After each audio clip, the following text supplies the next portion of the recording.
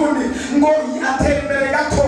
aza kwihamagarira Imana aravuga ngo nta kundi ataraza ijuru bivuga ngo arasenga yongera imbere gato arasenga yubama hasi arasenga atoma hateguye arasenga amenya neza yuko mwisi atabutabazi na bumwe buhari hasigaye ubutabazi bwo mu ijuru.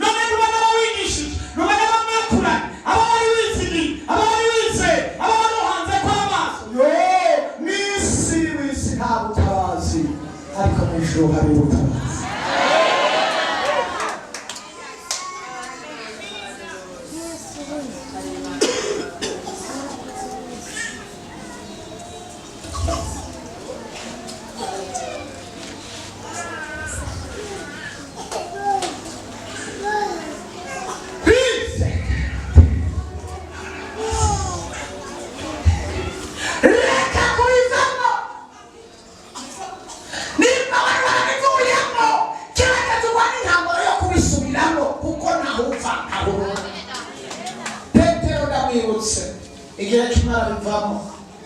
kuko Yesu yamubwiye ngo nzokugira uburovyi w'abantu yari yamenyeye kuroba amafi menshi hanyuma abona ivyo yari yizigiye mu bantu si vyaronse yarazi ati nahora ndi umutunzi niko ndaroba amafi ko ngiye kuroba abantu hoho ngiye kurengereza nagomba nakubwira ivyo yari teza kazobona sigirano nkuko nawe ivyo wari witeza atavyo wabona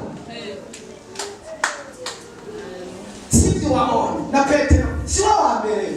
mwene da ntabwo we wa mbere na Petero nijyana na Petero ivyo yari yiteza sivyo wabona Yosefu yavuga ati yo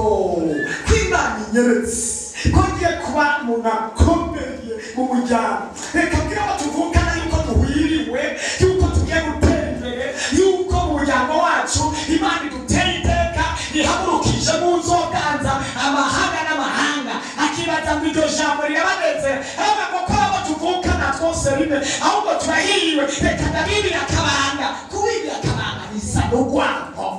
rwo kubica abantu nuko bameze.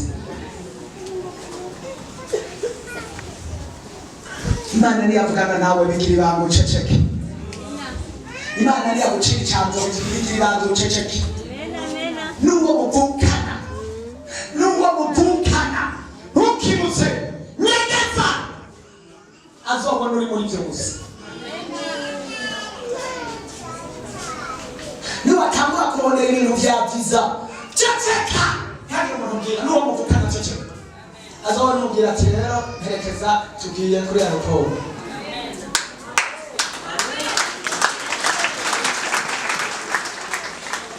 ceceka hono